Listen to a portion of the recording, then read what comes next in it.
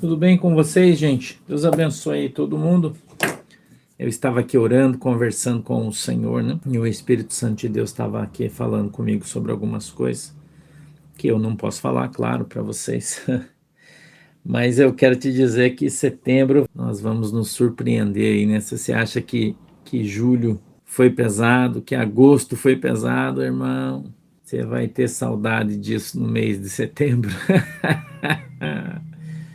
Eita, mundo velho, você vai ter saudade de agosto no mês de setembro, irmão. Eu quero dar uma notícia para vocês aqui também. Saiu no Antagonista de, de sábado, de sexta ou de sábado, eu não sei bem, não tem a data aqui da notícia.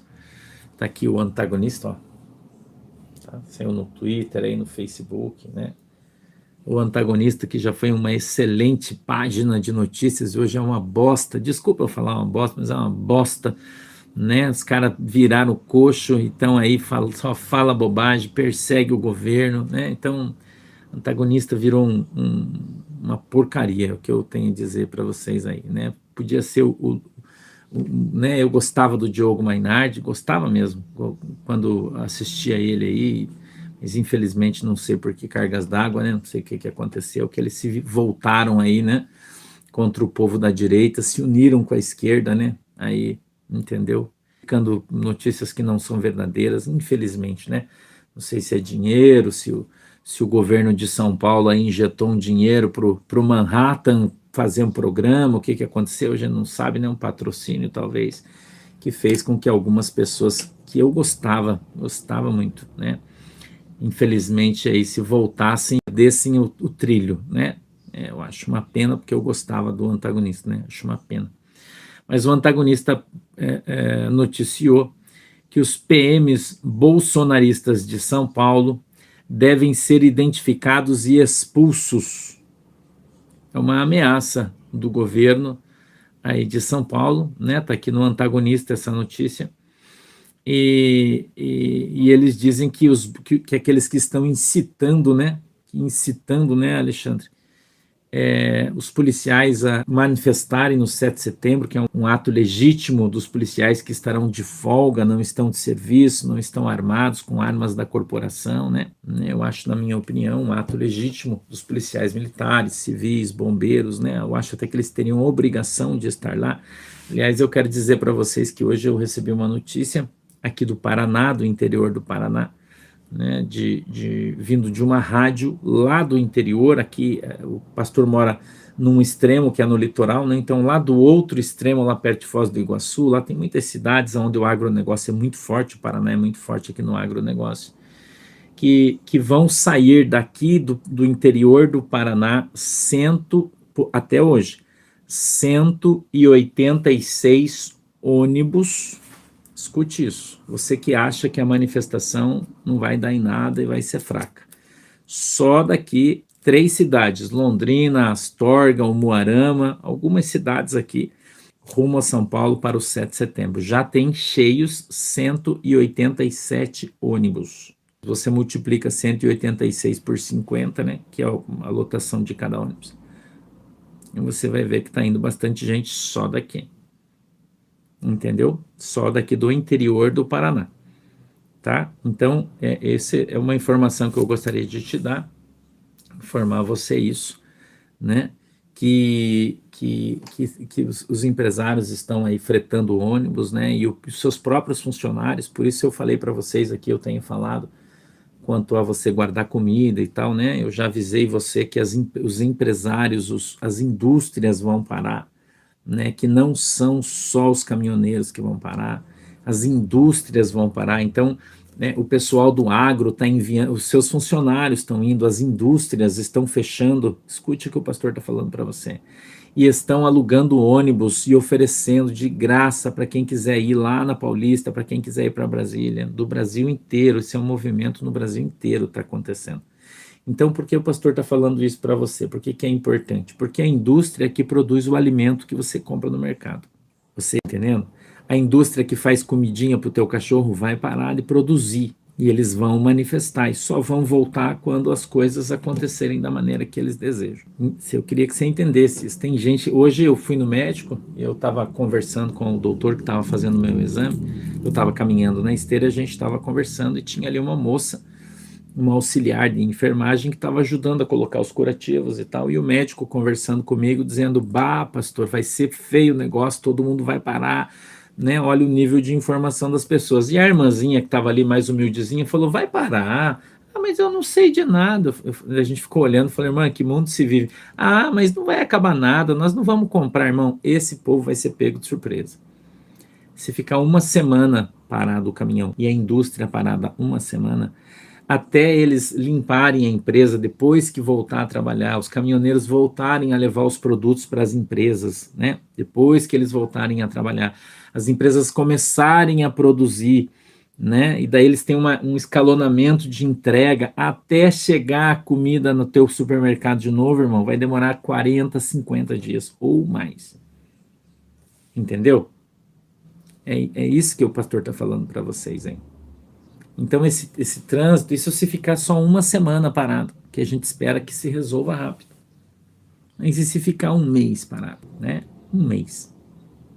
Quanto tempo vai levar para as empresas voltarem a produzir, irmão? Produzir o feijão, colocar para ele voltar para o mercado, a comida do cachorro para ele voltar para o mercado, as indústrias farmacêuticas para voltarem a abastecer as farmácias. E durante esse tempo, as pessoas vão comprando, só que se repõem esses produtos toda semana. Chega um caminhão, chega toda semana.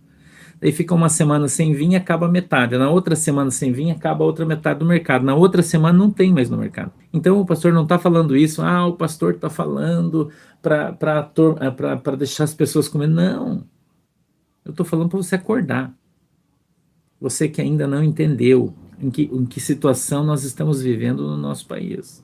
Tem gente que não entendeu ainda. Eu vou contar uma coisa para vocês. Eu conversei com uma pessoa e essa pessoa é agricultora. Eu já falei para vocês que o pastor fala com muita gente. As pessoas vêm me procurar para conversar, pedir oração, eu converso com as pessoas. E essa pessoa tem uma quantidade muito grande de terra.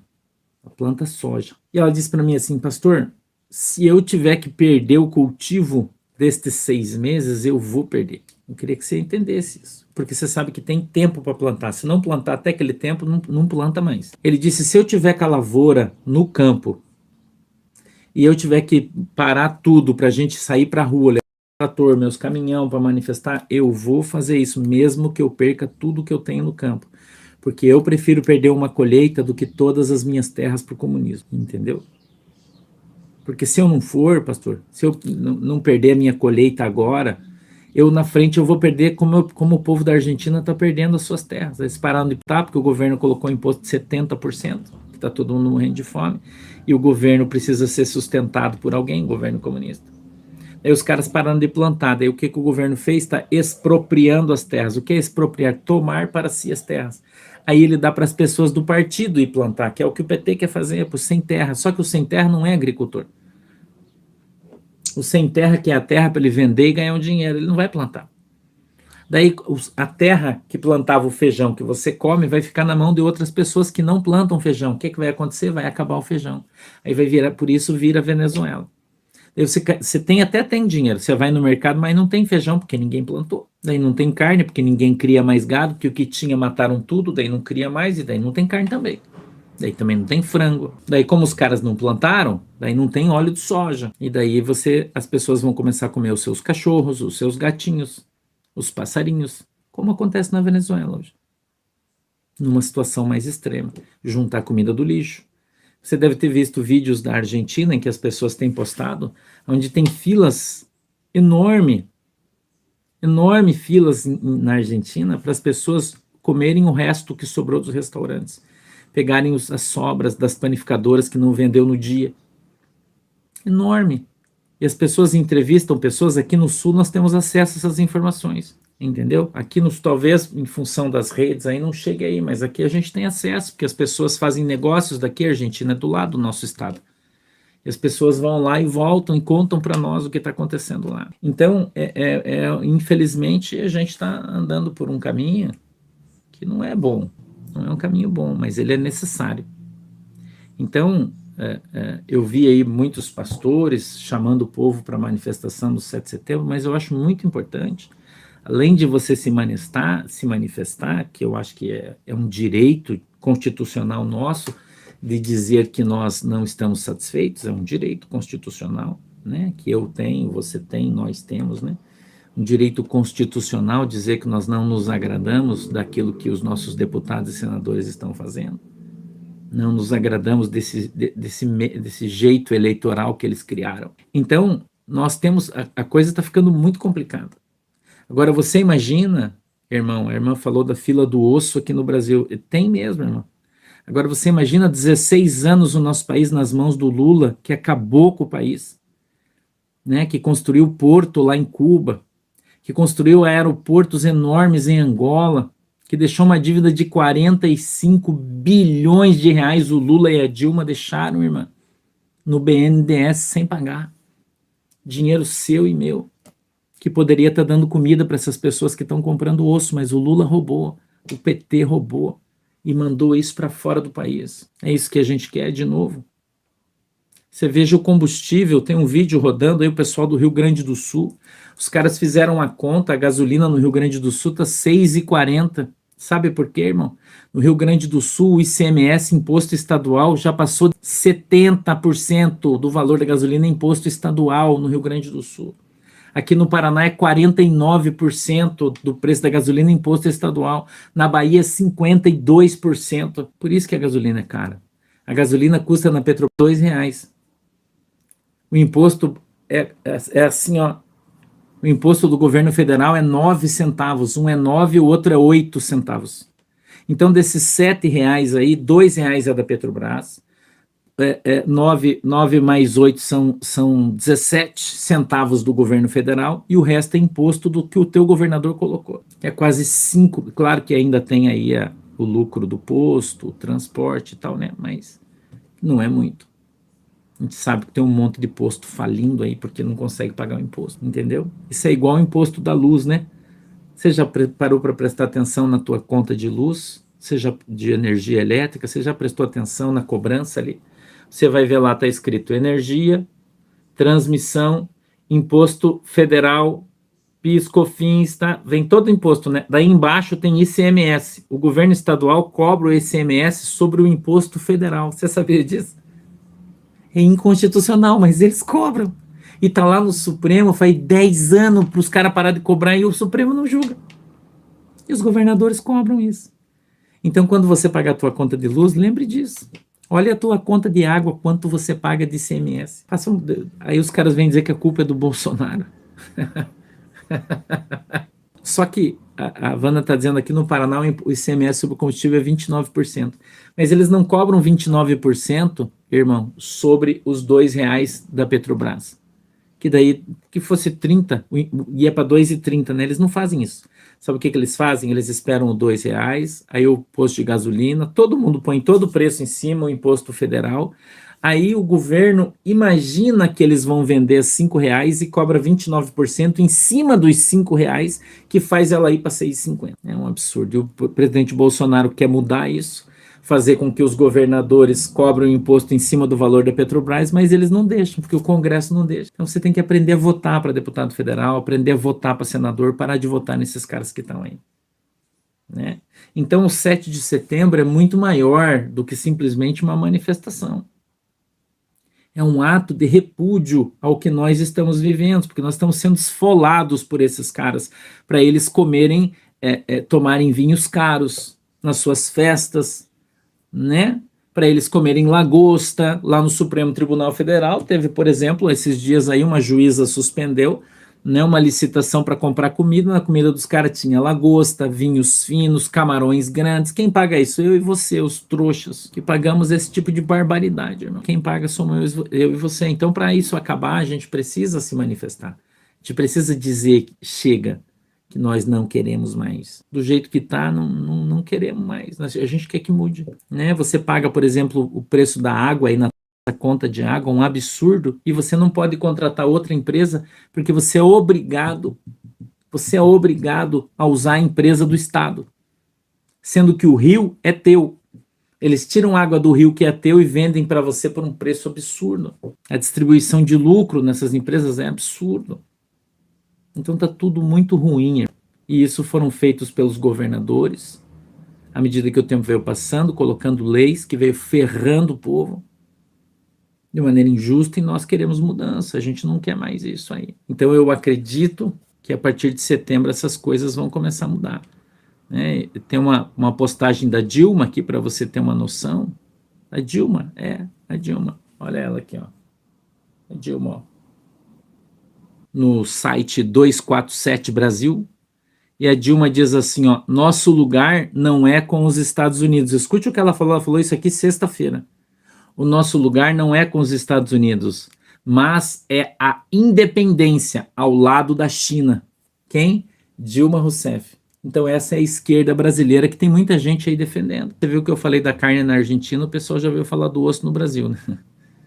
Como se a culpa fosse do Bolsonaro, porque 16 anos de desgoverno, roubando tudo que nós tínhamos, né? Então não está fácil. É difícil da gente engolir essas pessoas falando essas coisas, né? Não está fácil, está difícil. Então, dia 7 de setembro é muito mais do que imagina sua vã filosofia, né? E a Dilma faz questão de dizer que nós não devemos nos aliar aos Estados Unidos, que a nossa independência está junto com a China. A China comendo, comprando tudo que a gente tem, comprando as nossas terras, comprando as nossas empresas de energia, empresa de água, a China está comprando tudo. Você sabia que a China precisa de 16% da água doce do mundo e só tem 8%? Você sabia disso? Você não sabia disso, né? E que eles vão começar a embalar água aqui, da nossa água, para mandar para a China. Porque os governos do Lula, do Temer, abriram tudo para serem comprados. Então a gente precisa ter uma intervenção forte, tá bom? Eu quero que você abra a tua Bíblia junto comigo. Eu quero te falar algumas coisas, mas eu vou te falar dentro do texto, tá? Se você puder fazer a gentileza, no livro de Atos, no capítulo 27, no verso de número 22, e eu quero te falar algumas coisas aí que não é lícito, né, lhes dizer assim de maneira tão clara, mas eu quero trazer para você aqui no capítulo 27 de Atos, no verso de número 22, eu quero te trazer dentro da mensagem isso. O anjo, tem gente que não acredita no anjo, mas eu quero te contar que ele existe. O anjo é real, meu irmão. O anjo é real. Em setembro, muita gente vai ver o anjo de Deus em ação aí. Você está preparado para isso? Muita gente no mês de setembro vai ver a ação do anjo de Deus no Brasil. Está preparado? Eu quero te contar o que o anjo faz, irmão, tá? Mas agora vos admoesto a que tenhais bom ânimo, porque não se perderá a vida de nenhum de vós, mas somente o navio, porque esta mesma noite o anjo de Deus, de quem eu sou e a quem sirvo, esteve comigo, dizendo: Paulo, não temas, importa que sejas apresentado a César, e eis que Deus te deu todos quantos navegam contigo.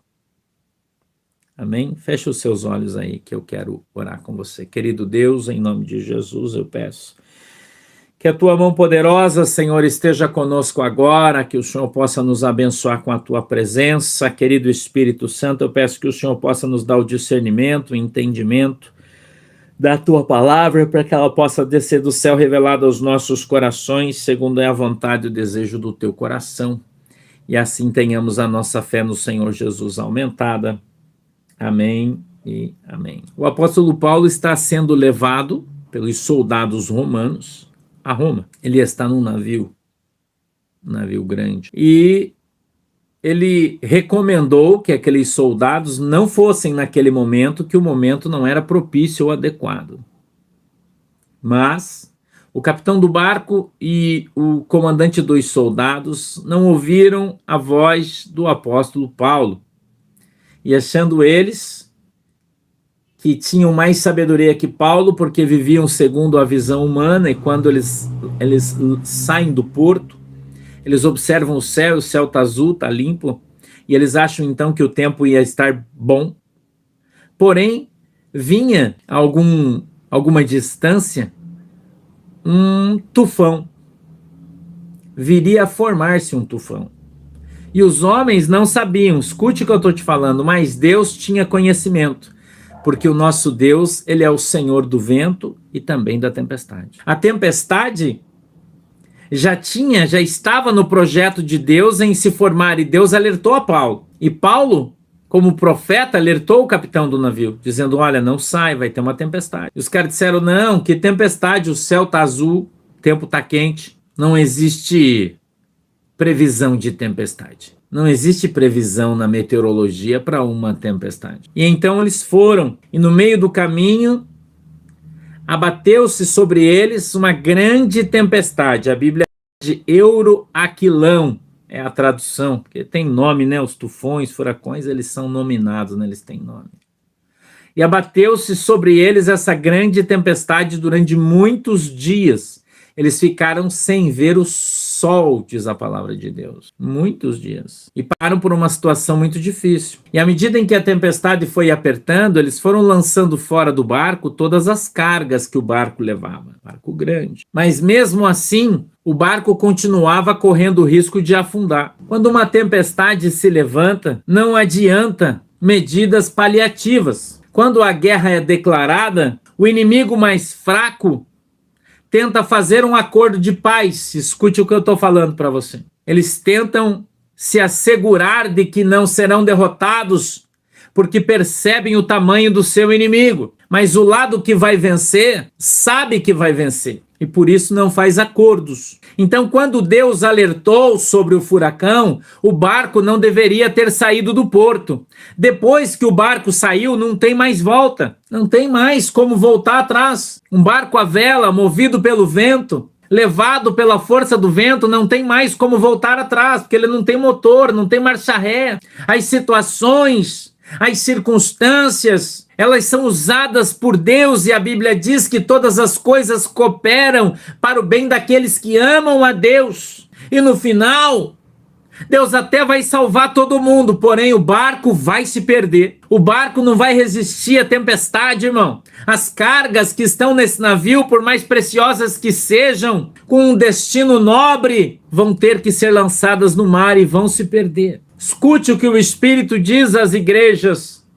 Aleluia! A tempestade, ela é comandada pelo próprio Deus, e ele enviou aviso pelo profeta para que aquele barco não saísse do porto em que estava em segurança. Porém, em função do coração duro dos homens, da falta de entendimento, de discernimento, de humildade, os homens lançaram-se ao mar com a força, confiando na força do seu conhecimento, na força do seu próprio braço, desprezando os avisos de Deus. E agora, não tem mais como voltar atrás. Fatalmente, o barco encontrar-se-á com a tempestade. E nessa luta terrível que será entre o tufão e um barco de madeira, porque nós estamos aqui parafraseando, fazendo uma figura de linguagem entre a força dos homens e a força de Deus. Talvez você ainda não tenha entendido isso. Quando os homens se levantam para enfrentar a Deus,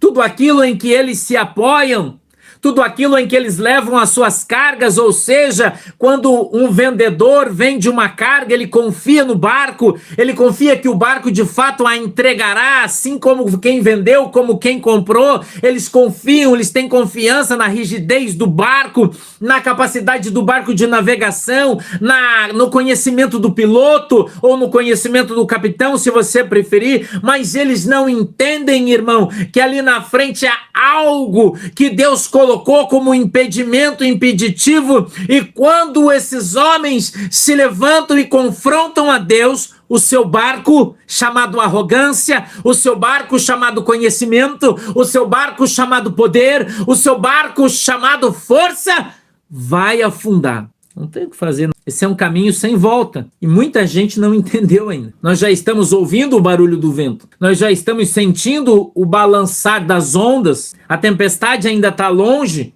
mas nós já vemos os aspectos dela. Já sentimos, o barco já está balançando. O vento já está fazendo barulho.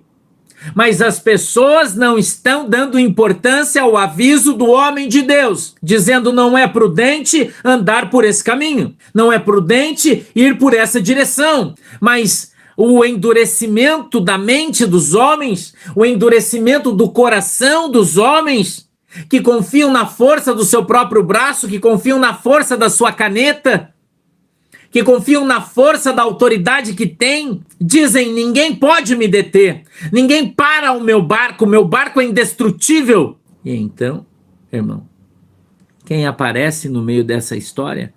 Um tufão, chamado Euroaquilão. Escute o que eu estou falando. A Bíblia diz que eles lutaram contra o tufão por algumas semanas, 14 dias, e fizeram de tudo para o barco não afundar.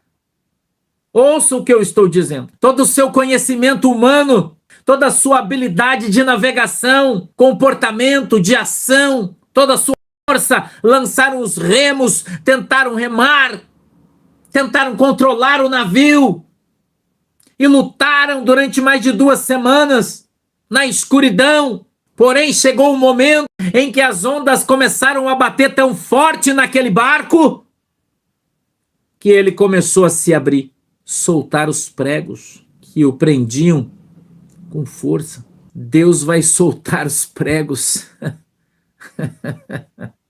Aleluia. E sabe qual é a primeira parte do barco que vai ser atingida? Os porões. Eles vão começar a fazer água. Sabe o que é que significa os porões do barco? É o lugar onde estão acumuladas as riquezas.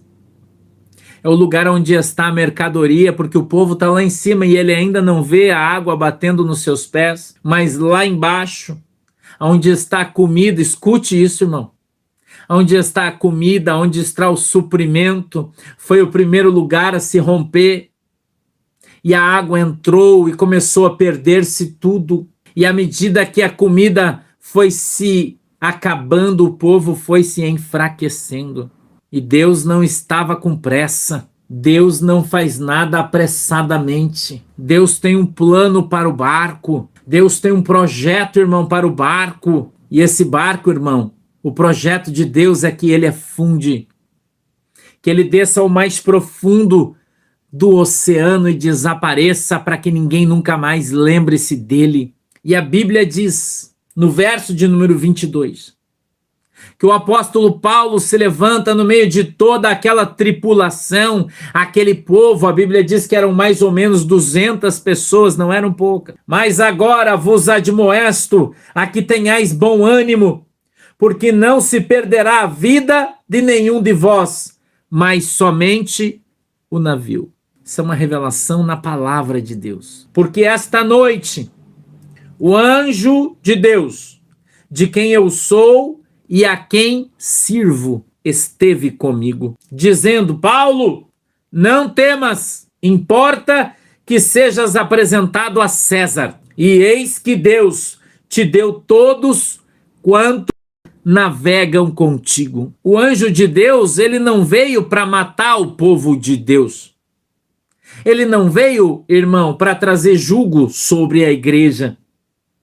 Ele veio apenas para dar um aviso que nenhum daqueles que estavam com Paulo, preste atenção, nenhum daqueles que servem a Deus, que estão sendo usados por Deus, que tem uma missão, porque Deus disse, importa que tu vá à presença de César, e para que a vontade de Deus se cumpra, Deus não vai permitir que ninguém à tua volta morra, todos serão preservados. Escute isso, isso é uma palavra fortíssima, irmão. Mas o barco vai afundar. Esse barco, como ele está, ele não vai existir mais. Ele vai afundar. Esse sistema não vai existir mais, ele vai afundar. Mas aqueles a quem Deus tem uma promessa, esses vão ser salvos. Esses vão contar a história. Esses vão dar o testemunho da tempestade, da ação de Deus, do poder de Deus na escuridão, da chegada do anjo no meio do barco. Escute isso. A chegada do anjo, irmão, o anjo vai descer no meio desse barco. Escuta o que eu estou te falando. Deus já deu ordem. Está entendendo aí o que eu estou falando? E ele vem para trazer o recado de Deus para a terra. E ele vem para dizer qual é a vontade de Deus. Porque Deus é soberano.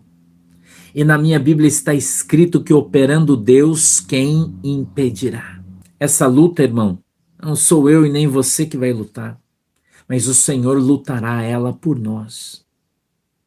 O Senhor já decretou no céu e na terra o que há de ser. Nós vamos passar na tempestade, todos nós, juntos no barco. Porém, nenhum de nós vai se perder.